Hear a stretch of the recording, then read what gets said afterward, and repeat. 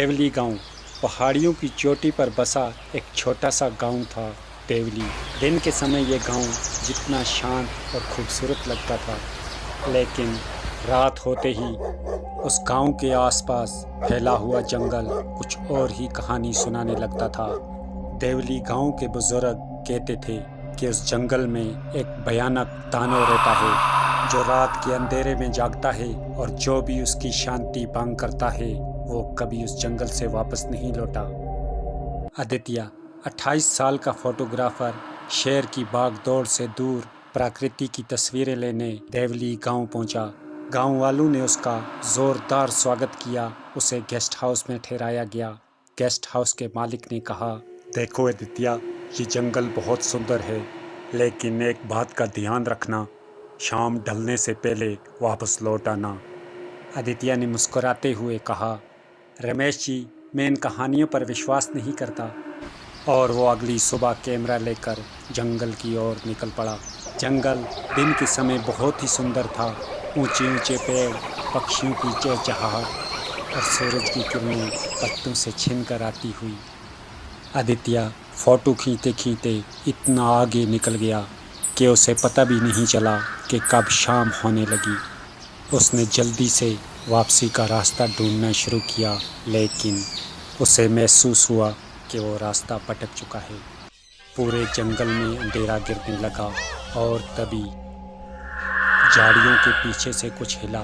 शायद कोई जानवर है, आदित्य ने सोचा, लेकिन अब उसे लगने लगा कोई उसका पीछा कर रहा है। उसने टार्च जलाकर पीछे देखा और फिर उसका पूरा जिस्म डर से कांपने लगा। दो लाल चमकती आंखें एक पेड़ के पीछे से उसे घूर रही थीं। आदित्य ने जल्दी से टार्च की रोशनी उसकी तरफ फेंकी और वहां एक भयानक दानव खड़ा था। बालों से ढका शरीर, लंबे नाखून और नोकीले दांत। उस दानव ने गरजती हुई आवाज में कहा, तूने मेरी शांति भंग की है, अब तू नहीं बचेगा। आदित्य डर से चलाते हुए भागने लगा, लेकिन जंगल बहुत घना था। भागते भागते वो ठोकर खाकर एक गहरे गड्ढे में गिर गया।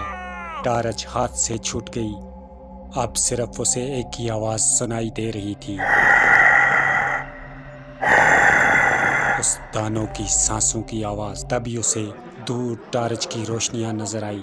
उसने दिल में सोचा कि शायद गांव के लोग उसे ढूंढते हुए आ पहुंचे हैं।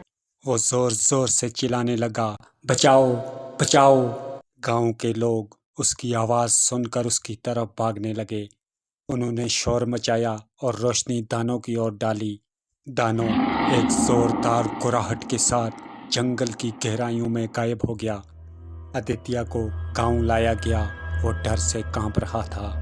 गांव में पहुंचकर रमेश ने उससे पूछा, क्या तुमने उसे देखा? आदित्य ने कांपती हुई आवाज में कहा, हाँ, मैंने उसे अपनी आंखों से देखा है। वो सच में वहाँ है। लेकिन कहानी यहीं ख़त्म नहीं होती। कुछ दिनों बाद आदित्य ने रमेश को एक बाबा से बात करते हुए सुना। बाबा, दानव ने उसे छोड़ दिया है, लेकिन उसकी छाया उसके साथ है। उसी दिन आदित्य फौरन शहर लौट गया, लेकिन तब से उसे अजीब चीज़ें महसूस होने लगी। घर में हलचल, रात में किसी के चलने की आवाज़ें, और हर तस्वीर में उस दानव की एक झलक। एक तस्वीर में उसने देखा कि पेड़ के पीछे वो खड़ा था। कहते हैं उस दानव की शांति भंग करने वाला कभी चैन से नहीं रह पाता, और अब वो दानव उस तस्वीर से बाहर आ चुका है। अगर आप कभी देवली गांव के उन जंगलों में जाएं, तो याद रखना, सूरज डूबने से पहले लौट आना, वरना वो तुम्हारा इंतज़ार कर रहा होगा। अगर आपको ये कहानी पसंद आई है तो प्लीज़ वीडियो को लाइक और चैनल को सब्सक्राइब करना ना भूलें। धन्यवाद।